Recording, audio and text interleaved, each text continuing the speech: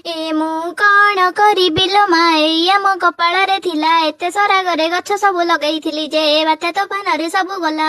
ହାय ସାଙ୍ଗମାନେ, welcome to my mini blog. ଆଜି ସକାଳୁ ସକାଳୁ ଭାରି ଇଚ୍ଛା ହେଲା କଳମ ଶାଗ ଖାଇବା ପାଇଁ। କଢେଇ ଗରମ କଲି, ସେଥିରେ ସୋରିଷ ତେଲ, ଶୁଖିଲା ଲଙ୍କା ଆଉ ରସୁଣ ପକେଇକି କଳମ ଶାଗ ବନେଇଦେଲି।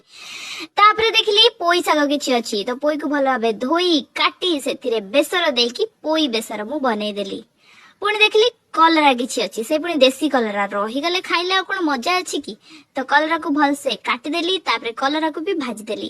ମୁଁ ଭାରି ଶାଗ ପ୍ରିୟ ମଣିଷଟା, ସେଇଥିପାଇଁ ମୋ ଚୁଟି ଏତେ ଲମ୍ବା ଲମ୍ବା ନା। ତାପରେ ସଞ୍ଜ ବେଳକୁ ଆମେ ବାହାରି ପଡିଲୁ ବୁଲିବା ପାଇଁ। ଦିଅରଙ୍କର ଫରମାଇଶ ଥିଲା ଝିଅ ଭାଉଜ ଗୋଟେ ମୋ ପାଇଁ ଗୋଟେ ଦେଖିଦିଅ।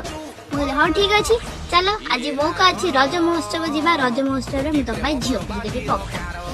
ସମସ୍ତେ ଯାଆନ୍ତି ମେଲୋଡି ଦେଖିବା ପାଇଁ, ମୁଁ ଯାଇଥିଲି ମୋ ଦିଅରଙ୍କ ପାଇଁ ଝିଅ ଖୋଜିବା ପାଇଁ।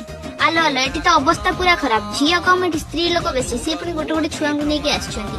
ହାଲିଆ ହେଇଗଲି। ଝିଅର କହିଲେ ହଉ ଭାଉଜ ଟିକେ ଲସି ପିଇ ଦେଇକି ଝିଅ ଖୋଜ। ମୁଁ କହିଲି ହଉ ଆଣିକି ଦିଅ। ଲସି ପିଇକି ପୁଣି ଝିଅ ଖୋଜା ଆରମ୍ଭ ହେଇଗଲା। ଯାହା ଯାହା ଦେଖିଲି କିଛି ପସନ୍ଦ ହେଲାନି। ଦିଅର କହିଲେ ଭାଉଜ ମତେ ଏଠି ଅତ୍ୟାଚାର ହେଲା ଭଳିଆ ଲାଗୁଛି, ଚାଲ ଘରକୁ ପଳେଇବା। ମୁଁ କହିଲି ବ୍ୟସ୍ତ ହୁଅନି, ମେଲୋଡି ଅଛି, କୋଉ ଡ୍ୟାନ୍ସର ସିଙ୍ଗର ମିଳିଯିବେ, ନହେଲେ ଚାଲ ଚାଲ କୋଉଠି ଦୋଳି ଖେଳା ହଉଥିବ ଦେଖିବ। ଆଲୋ ଆଲୋ, ଏଠି ତ ଅବସ୍ଥା ପୁରା ଖରାପ, ଛୁଆଟା ଦୋଳି ଖେଳୁଛି। ତ ସାଙ୍ଗମାନେ, ଆପଣଙ୍କ ରିକ୍ୱେଷ୍ଟ ରହିଲା ମୋ ଦିଅରଙ୍କ ପାଇଁ ଗୋଟେ ସୁନ୍ଦର ଝିଅଟି ଖୋଜିଦେବେ। ଭିଡିଓ ଭଲ ଲାଗୁଥିଲେ ଲାଇକ୍ କମେଣ୍ଟ ସେୟାର ନିଶ୍ଚୟ କରିବେ। ଜୟ ଜଗନ୍ନାଥ।